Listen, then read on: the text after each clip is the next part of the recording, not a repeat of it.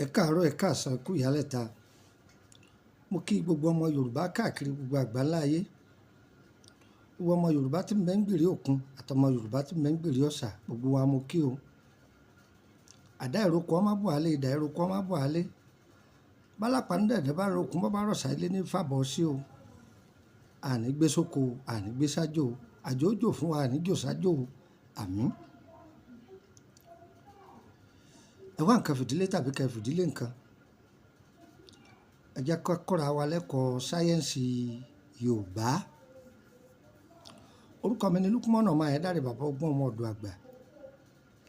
Ọyẹ́ ẹ̀fẹ́nu mẹ́nu ẹ fètè mété kẹsẹ̀nu yín kẹ́m. Iṣẹ́ tí mo fẹ́ fi sílẹ̀ yìí, yín fi sílẹ̀ torí kò lè wádọ̀ mi o. Yín fi wá kọ́sítọ́mà o. Ṣùgbọ́n mo mọ̀ pé tọ́ ọ bá lò wọ́n ṣàdúrà fún mi, ìyẹn náà ti tó. Tọ́ bá wá bù mí ní nǹkan ń gbà á o, ń gbà á o. Infection.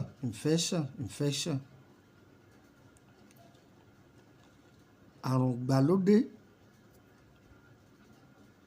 àrùn lògólògó tí tìràwọ̀ kọ́ ní wí o. Àrùn tí ò ṣe é júwe. Òun làwọn bàbá wa pè ní lògólògó. Àrùn ìgbàlódé. Ẹ gbọ́. Ká má bàa kó àrùn ìgbàlódé lára ìbálòpọ̀ ọkùnrin sóbìnrin. Àwọn dókítà wọ́n ní ká máa lò dérí ìgò. Ó ti yé yín. Ó tún béèrè ìdérí géńdé. Eléyìí ọgbọ́n Yorùbá o, ọ̀dà kọ́ńdọ́ọ̀mù. Wọ́n ní a máa fi dérí ìgò yín kẹ́ má bàa kiri bọ yàrá òkùnkùn. Pé yóò máa dènà àrùn. Àbẹ́ẹ̀kọ́.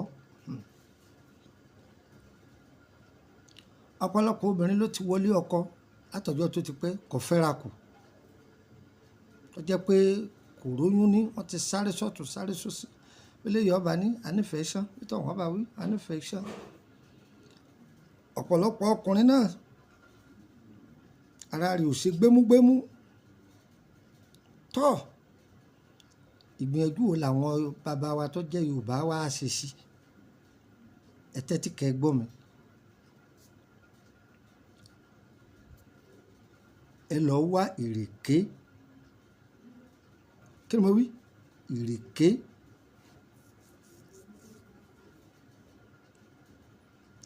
Ìrèké yìí ẹ wá gún.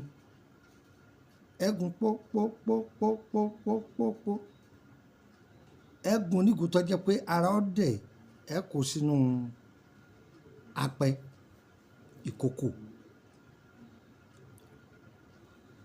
Ẹ wá lọ wá ewé ìpín tútù, ẹ já ẹ kó lè. Bàáká àti ẹ̀pà ikún. Ẹ gbìyànjú kẹ́ rí pé fọ̀bẹ́là ẹ fọ̀ ọ́nù dáadáa o, ẹ kó sí. Ẹ gbìyànjú kẹ́ wá bàrà ẹ̀gúsí.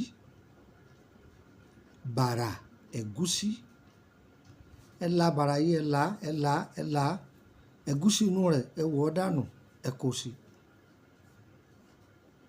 Ẹ ti kó sí.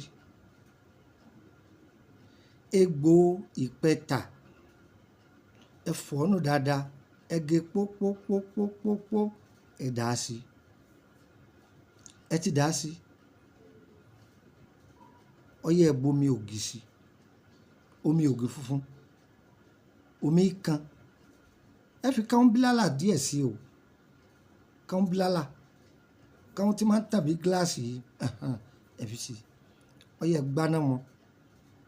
Ẹ sè é, ẹjọ́ jiná. Ìwọ tó ń wojú Olúwa ni. Ìwọ tínú rẹ̀ kún a máa kùn láì nídìí. Ìwọ tíkùn rẹ̀ ṣe dùnkẹ́ bí ìgbà tó gbódìdí ẹran síkù. Àbí ìwọ tó tiẹ̀ tóbi láì nídìí, o fẹ́ dá ẹ̀tì ara rẹ̀ lọ lọ sẹ́yìn. Àbí ìwọ tó kó àtọ̀sí tó wà lára rẹ̀. Ìwọ tó ní syphilis tàbí staphylococcus máa lọ lò ó. máa lọ lò ó ẹ gbọ́ yóò sì bá àgọ́ ara yín ọlọ́run yóò ní kó bá a ṣiṣẹ́ ọlọ́run ó ní kó ṣe kí ni kó bá a ṣiṣẹ́ kò jù bẹ́ẹ̀ lọ kò jù bẹ́ẹ̀ lọ àárín ọ̀sẹ̀ kan tó bá lò wọ́ gan mà pé ọlọ́run lọ́lọ́run gbogbo ìdọ̀tí inú yẹn ó ya gbogbo ẹ̀ dànù ó dúpẹ́ ìtọ́jú ewé lánàá ewé àtìgbò ìtọ́jú ara lánàá ewé àtìgbò ẹ kàn sí wa àìsàn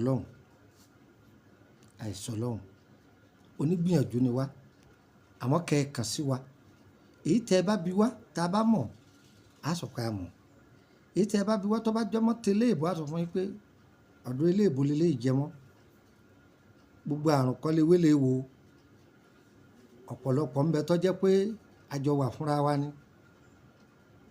èyí tó jẹmọ́ tẹ́lẹ̀ èbó ń bẹ èyí tó jẹmọ́ eléwé àtegbò ń bẹ ó ṣe wà nù gẹ́gẹ́ bí ẹ̀kọ́ tá a lọ fún ó ṣe jẹ́nu tẹ́nìkan bá pèrè ní bàbá ogún ọmọ ọ̀dọ̀ àgbà tẹ́ ẹ̀ bá ti gbọ́ Lúkúmọ́nù ọmọ Ayédáre kì í ṣèmi o ǹjẹ́ gbọ́ mi yé tẹ́ ẹ̀ bá gbọ́ Lúkúmọ́nù ọmọ Ayédáre kì í ṣèmi ọyẹ mú nọ́mbà yẹn mọ́ ọ̀dọ̀ +23480 3298 3298 +23480 3298 3298 ẹgbàá kan sí +23481 33 155 111 +23481 33 155 111 ẹ jẹun fún yín nọ́mbà orílẹ̀-èdè Benin +229 54 65 1928 +229 54 65 1928 ẹgbàá kan sí +229 54 65 1929 tẹ́ bá ti pe nọ́mbà Nàìjíríà mi tí ò lọ mo ti kó lórílẹ̀‐èdè Nàìjíríà ni ẹ máa pe wásaàpù ẹ̀ ó sì jẹ́nu lágbára Ọlọ́run oṣù táwa mẹ́yìn tó bá ti fẹnu gúnlẹ̀ ẹ pàmì dé mi lórílẹ̀‐èdè Benin láti orílẹ̀‐èdè Benin ìpàdé di Abidjan ní sódèsì àbọ̀bọ̀ ìtọ́jú àrùn ara lánàá ewé àtegbò abẹ́fẹ́ béèrè nípa ìrìn àjò yín ní ẹ̀ka sí wa tẹ́ ẹ bá fẹ́ ká bá yín fi DHL gbé sẹ́yìn ẹ̀yin lẹ́sànwó ẹ o ẹ bá fẹ́ fi mọ́tò gbé ẹ̀yin lẹ́sànwó rẹ o àdàrà fún wa o yẹ wá o kò ní yẹ lẹ́ o òjò kì í rọ̀ kọ́ tà sí ilẹ̀ olóore ẹ̀yin olóore èmi kò ní tà sí wa ire o ó dàbọ̀.